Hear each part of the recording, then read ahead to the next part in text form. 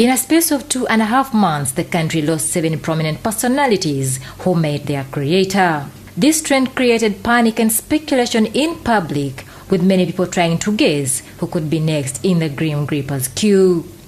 On the 20th February 2015, the country was hit with the bad news of the death of celebrated traditional news anchor Dan Kyazze, who had been battling cancer. He was 72 years by the time of his death.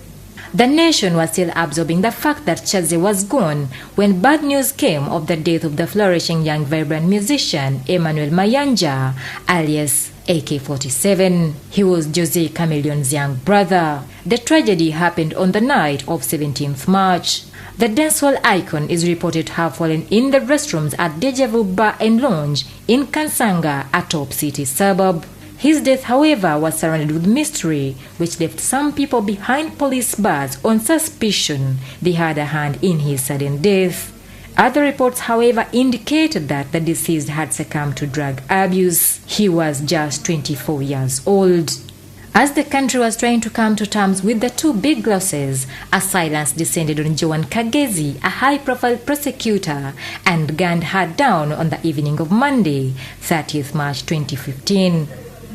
It was at around 7:30 p.m. at Chiwatule as her children watched. Joan had stopped at a roadside stand to buy fresh fruits. As she was in the process of prosecuting a dozen mass murder suspects accused of bombing over 70 people to death during the 2010 World Cup final terrorist attack, her killing threw the country into a security panic. The Inspector General of Police, General Kale Kayihura, raced from one place to another, vowing to bring the suspects to book. And indeed, a string of suspects, including one woman, were arrested, with the ringleaders being Al-Shabaab-driven terrorists.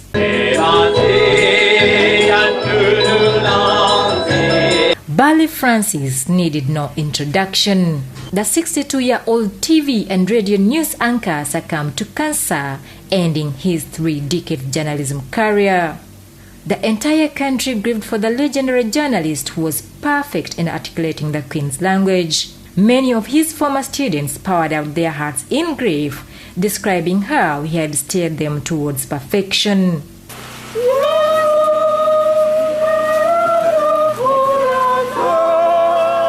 Even the 100 million shilling car wash contribution from her anxious fans could not save her life. Rosemary Nankabirwa, at 37 years, followed Bbale Francis on 12th April. She had been battling adrenocortical carcinoma cancer and had been hospitalized at the Uganda Cancer Institute and the Heart Institute in Mulago Hospital before she was flown to Nairobi, where she was pronounced dead on arrival.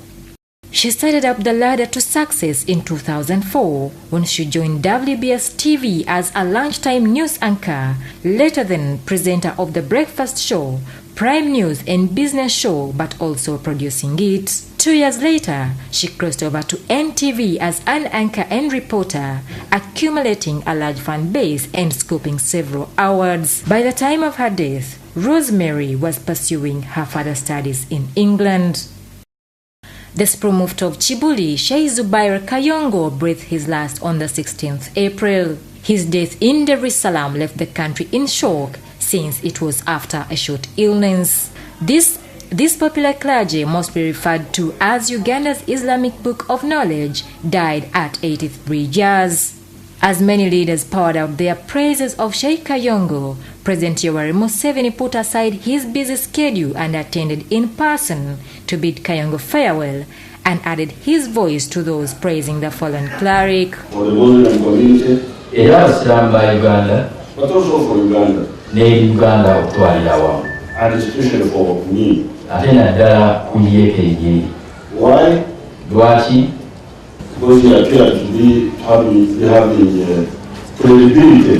10 days after Sheik Kayongo's death, popular singer Harriet Kisakye also died. She had been admitted for a while at Mulago Hospital. Her death occurred on the Sunday, 26 April. Her death threw the country's rather superstitious musicians into further panic, wondering about who could be next in the queue.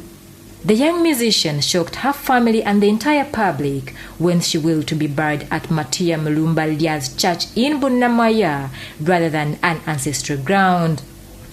her will was dearly respected. May it be an evening star. As the country had started recovering from the heavy loss of these stars, ear-shattering news came in on 12 September announcing the sudden death of General Aronda Nyakayirima, the immediate former Chief of Defense Forces and serving Minister of Internal Affairs. He collapsed en route to Uganda via Dubai from South Korea. Postmortem examination results from senior cardiologists in Uganda indicated he was a victim of an acute heart failure due to extensive and irreversible blockade of the heart blood vessels. The fallen general will always be remembered as the man who executed Uganda's national identification system, which had stalled for decades and now has been elevated to an official voter's card. On the 3rd of October, Honourable James Mutende was found cold in his bed. The deceased was the husband to Lydia Wanyoto, a special representative to the African Union in Somalia. His death remained a matter of speculation, with many wondering why at his age he passed on without apparent cause. We need to find out. I'm very keen to find out what happened. He was just 53 years old. Currently, the country is still mourning Alex Ssempijja, popularly known for his dancehall moves with Eddie Kenzo. Barely into his teens, Alex rammed into a trench on his bicycle and died instantly. The late Ssempijja was one of the ghetto dancing kids that featured in Eddie Kenzo's City Lost video, which earned him the BET Award. She was loved across the political divide. A first-timer in Parliament, she was popularly known for her advocacy for fair pricing of farmers' produce. Aged only 31, the Honourable Susan Namaganda died in a car crash on Massacre Road 2 weeks to Christmas. The tragic accident, which reached the legislator, occurred at 1:30 a.m. after a taxi from Kampala collided head-on with Namaganda's car. She was with 3 other occupants who were badly injured. This report was compiled by Fatuma Nalwanga for Urban TV.